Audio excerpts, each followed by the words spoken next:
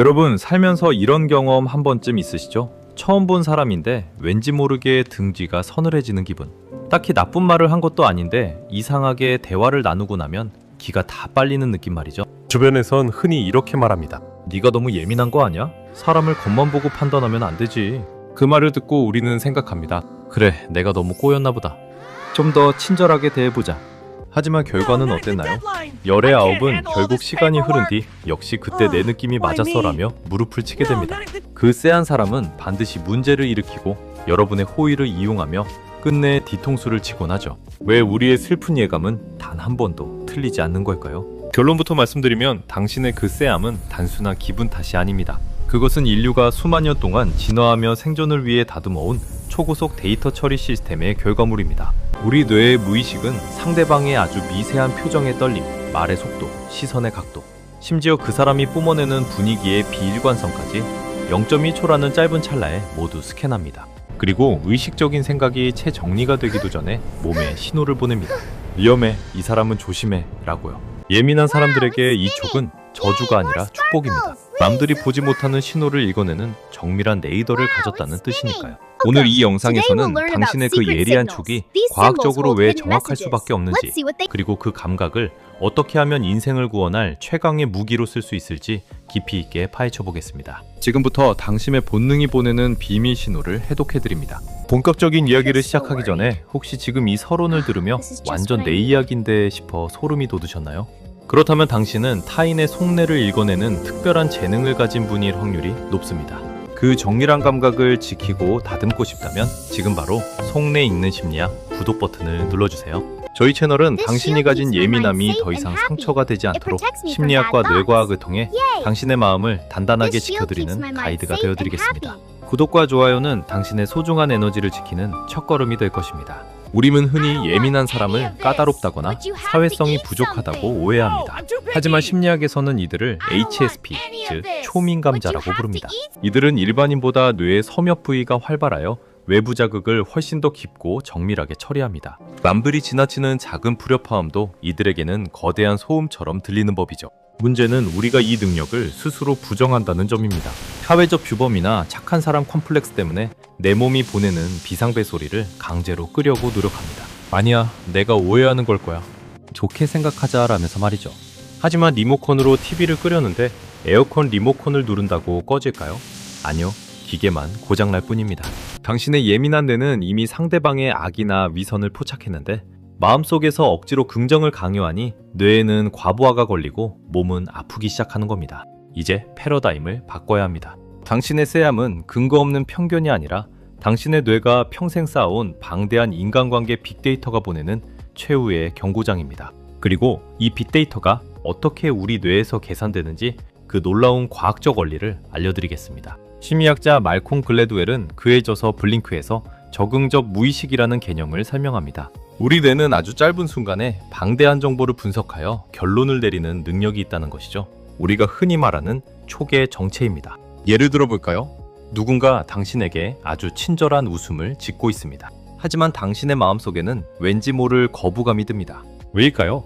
당신의 뇌는 상대방이 웃을 때 눈가 근육은 움직이지 않고 입꼬리만 올라갔다는 사실을 포착했습니다. 이것은 이른바 팬아메리칸 스마일이라 불리는 가짜 웃음의 전형적인 특징입니다. 일반인들은 그저 사람이 좋네 하고 넘어가겠지만 예민한 당신의 뇌는 0.04초 만에 그 일그러진 근육의 불일치를 잡아내고 위선자라는 태그를 붙여버립니다. 또한 뇌과학적으로 보면 우리 뇌 안에는 미러 뉴런이라는 시스템이 있습니다. 타인의 행동이나 감정을 마치 내 것처럼 느끼게 해주는 신경세포죠. 초민감자들은 이 미러 뉴런이 일반인보다 훨씬 더 민감하게 작동합니다. 상대방이 겉으로는 평온한 척하지만 속으로는 질투나 분노를 품고 있을 때 당신의 미러 뉴런은 그 숨겨진 감정의 주파수를 수신합니다. 그래서 그 사람 옆에만 있어도 이유 없이 불안해지거나 피곤해지는 것입니다.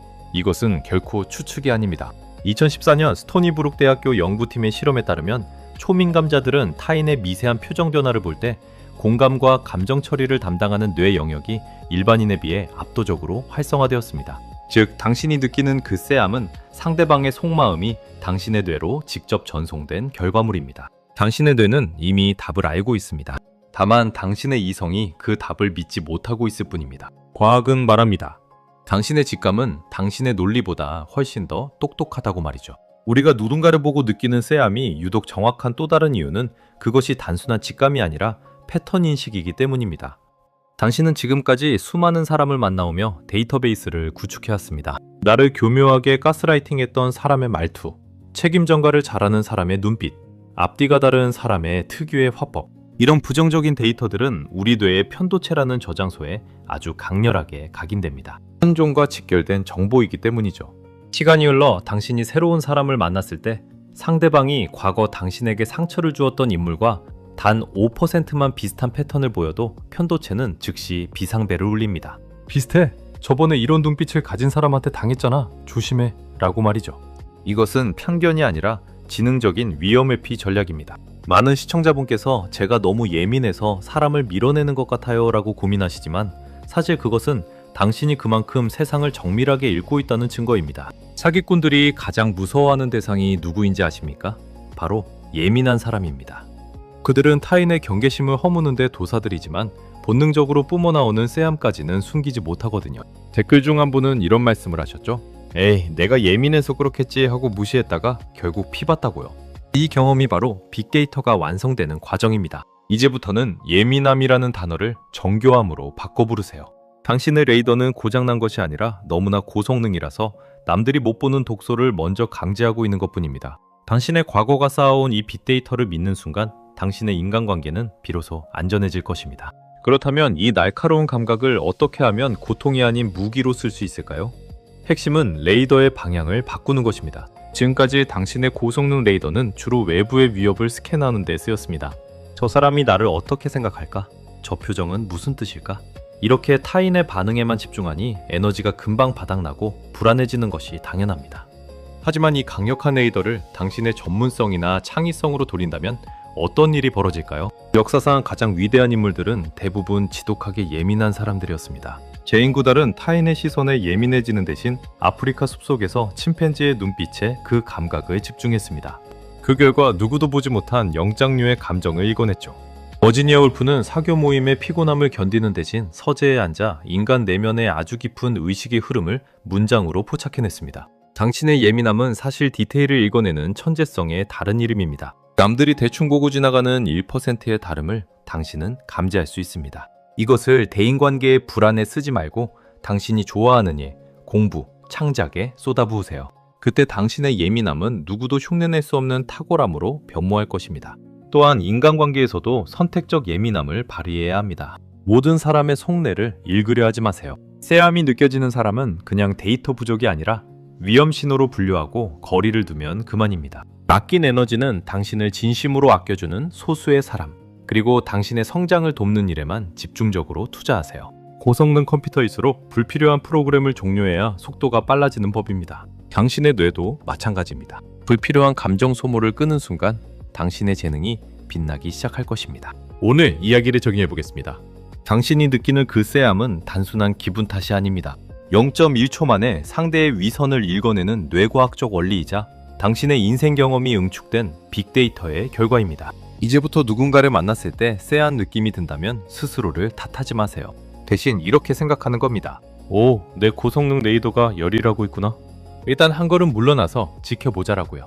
초반의 경계에서 나쁠 건 전혀 없습니다. 진짜 좋은 사람이라면 시간이 지나면서 그 쎄함이 자연스럽게 해소될 것이고 나쁜 사람이라면 당신의 경계심 덕분에 더 큰 화를 면하게 될 테니까요. 예민한 당신은 고쳐야 할 대상이 아닙니다. 당신은 온도와 습도에 민감하게 반응하여 최상의 소리를 내는 명품 바이올린과 같습니다. 싸구려 악기는 아무데나 던져놔도 소리가 변하지 않지만 명품은 섬세한 관리가 필요하죠. 당신의 예민함은 당신이 그만큼 정교하고 귀한 존재라는 증거입니다. 당신이 속한 환경을 조율하고 당신의 감각을 신뢰하세요. 세상이 정해놓은 둔감함의 기준에 당신을 맞추려 애쓰지 마세요. 오늘 영상이 마음에 드셨다면 댓글로 여러분의 경험을 들려주세요. 내 촉이 맞았던 소름 돋는 순간이나 예민해서 오히려 좋았던 경험 등 어떤 이야기도 좋습니다. 같은 레이더를 가진 동료들의 이야기를 읽는 것만으로도 당신은 혼자가 아니라는 위로와 확신을 얻게 될 것입니다. 당신의 속내를 가장 잘 이해하는 곳, 속내 읽는 심리학이었습니다. 저희는 앞으로도 당신의 예민함이 강력한 무기가 될 수 있도록 돕겠습니다. 다음 영상에서는 더 깊은 심리학의 지혜로 당신을 찾아오겠습니다. 오늘 하루도 남의 시선에 에너지를 쓰기보다 당신의 마음이 가장 편안한 곳에 머무시길 응원합니다. 지금까지 속매 읽는 심리학이었습니다. 감사합니다.